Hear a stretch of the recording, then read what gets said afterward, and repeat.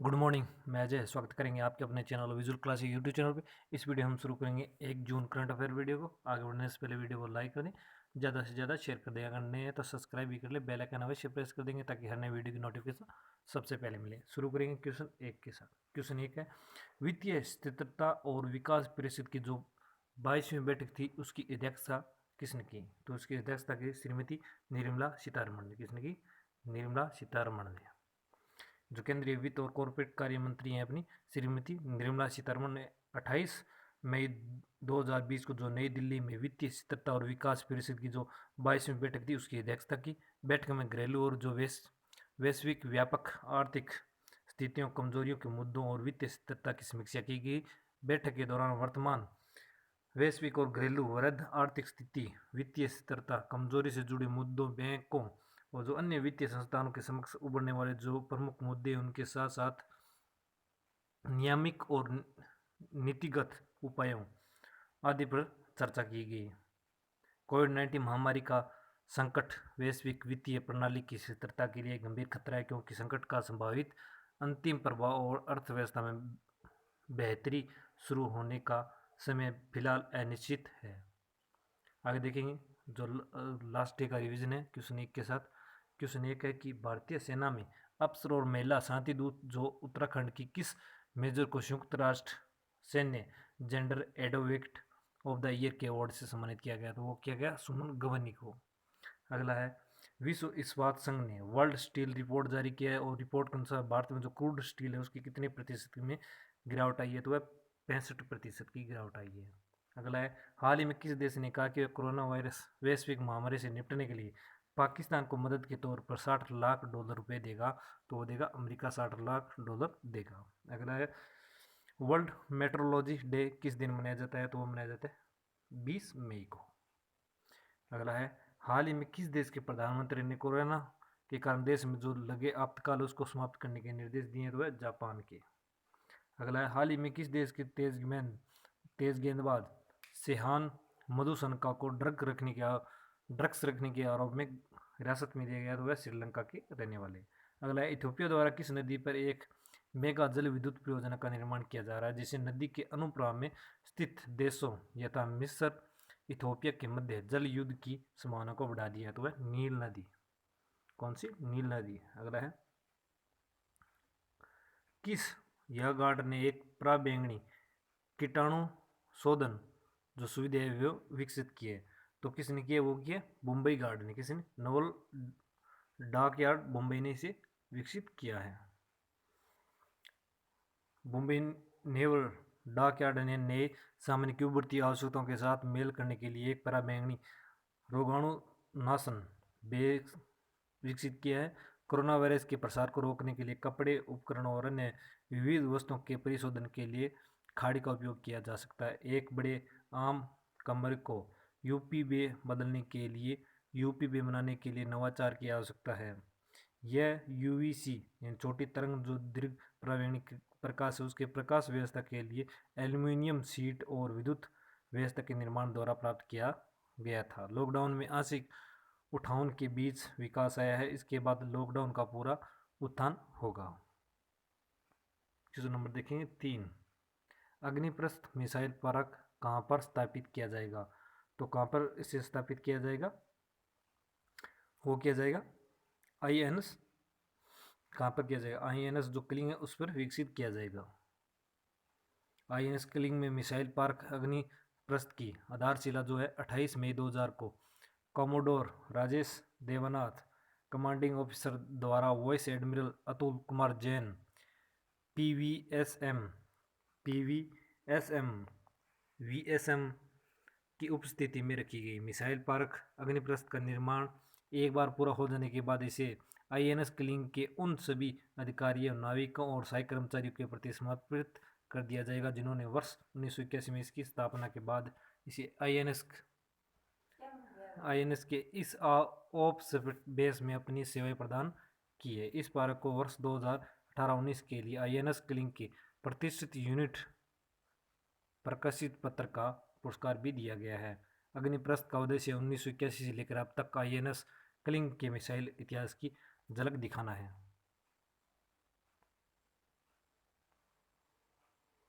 Question number 4 है, किस मंत्रालय ने ई हेरिटेज जेपीडिया और ई आर्टिसियसपीडिया के विकास का प्रस्ताव दिया है? तो किस मंत्रालय ने दिया हुआ है? संस्कृति मंत्रालय ने। किसने दिया है? संस्कृति मंत्रालय ने।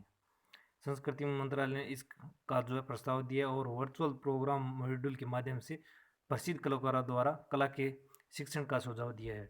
भारत सरकार ने कोविड-19 महामारी के वर्तमान परिदृश्य में नवाचार का उपयोग करते हुए एक भारत श्रेष्ठ भारत कार्यक्रम को आगे बढ़ाने का निर्णय लिया है। मानव संसाधन विकास मंत्रालय के सचिव उच्च शिक्षा श्री अमित खरे की अध्यक्षता की हुई बैठक में यह निर्णय लिया। मानव संसाधन विकास मंत्रालय EBSB कार्यक्रम के लिए नोडल मंत्रालय है। EBSB कार्यक्रम को बढ़ावा देने के लिए पर्यटन मंत्रालय ने विभिन्न पहलुओं पर वेबिनार जैसे नवीन तरीकों की घोषणा पर्यटन मंत्रालय द्वारा की जा रही है।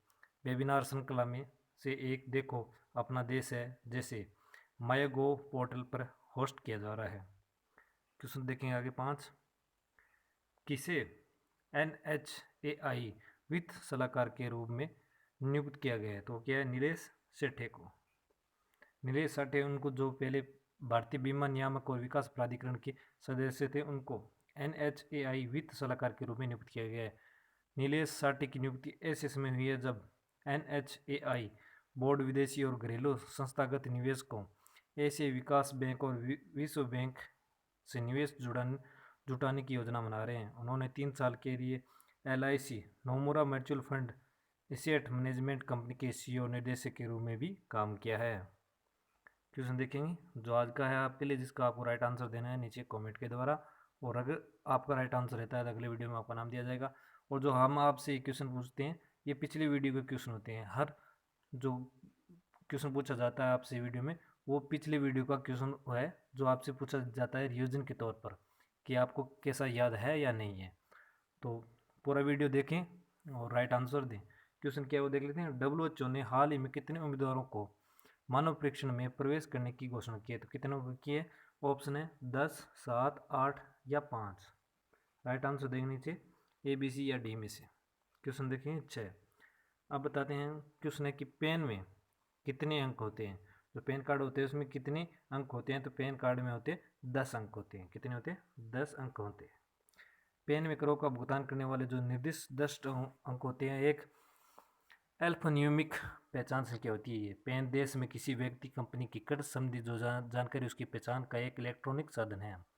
केंद्रीय वित्त मंत्री निर्मला सीतारमण द्वारा औपचारिक रूप से निकट आधार पर तत्काल खाता संख्या को यानी जिसे पेन को वास्तविक आधार पर आवंटित करने की सुविधा शुरू की गई है। पेन के उन उम्मीदवारों की सुविधा आवंटित की गई है जिनके पास एक वैध मोबाइल नंबर और आधार है और मोबाइल नंबर आधार के साथ जुड़ा हुआ है। इसके आवंटन की प्रक्रिया पेपरलेस है और इलेक्ट्रॉनिक पेन यानी ई पेन आवेदकों को बिना किसी शुल्क के प्रदान किया जाता है।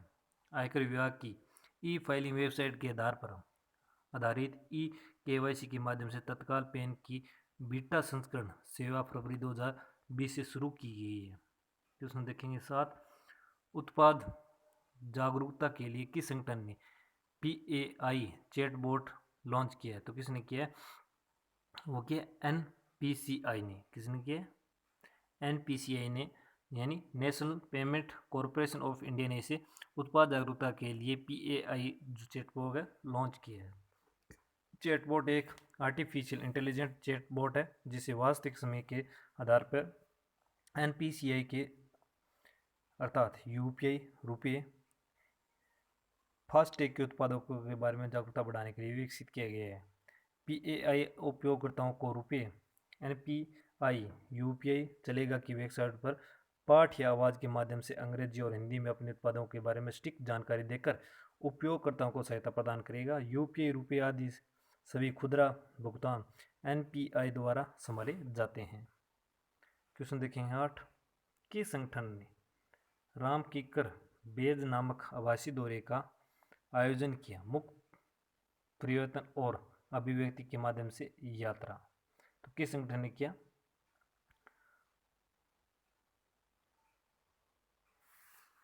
वो क्या है? National gallery of modern art ने।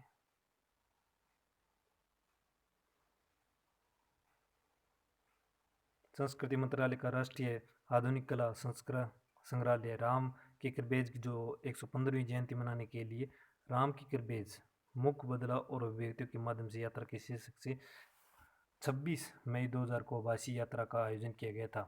एनजीएमजी के आरक्षित संग्रह के राम किकरबेज की प्रमुख कलाकृतियों को आभासी कला यात्रा में प्रस्तुत किया गया था। इस आभासी यात्रा के दौरान एनजीएमए के आरक्षित संग्रह में से राम किकरबेज की उन उत्कृष्ट कलाकृतियों को दर्शाया गया जिन्हें उन 5 अलग अलग थीम की श्रृंखला में वर्गीकृत किया गया है। कौन सी है वो है चित्र, जीवन का अध्ययन, सार और रचनात्मक रचना, प्रकृति का अध्ययन और परिदृश्य और मूर्तियाँ। ये 5 जो है अलग अलग थीम है जिनकी श्रृंखला में वर्गीकृत किया गया है। आधुनिक भारत के सबसे महान चित्रकारों और मूर्तिकारों में से एक को श्रद्धांजलि देने के लिए एनजीएमए द्वारा आभासी यात्रा शुरू किया गया है। और आगे देखेंगे कल का जो सवाल था और उसका सही जवाब देने वाले विजेताओं के नाम। क्वेश्चन क्या था कि किस देश ने हाल ही में अपने जो perspective equation complex for long range aviation program है उसके तहत अपना पहला सैटेलाइट बम्पर विमान जो है बनाया। तो किसने बनाया, किस देश ने, तो वो बनाया रूस ने। और सही जवाब दिया है वो है दीपाराम जी बाड़मेर से। आपको हार्दिक हार्दिक बधाइयाँ दीपाराम जी। उम्मीद करेंगे आप सभी को हमारा ये वीडियो पसंद है। ज़्यादा से ज़्यादा शेयर कर देंगे, अगर नए हैं तो सब्सक्राइब भी कर लेंगे, बेल आइकन अवश्य प्रेस कर दें ताकि हर नए वीडियो की नोटिफिकेशन सबसे पहले मिलेंगे अगले वीडियो में। तब तक मस्त रहें, स्वस्थ रहें, सुरक्षित रहें।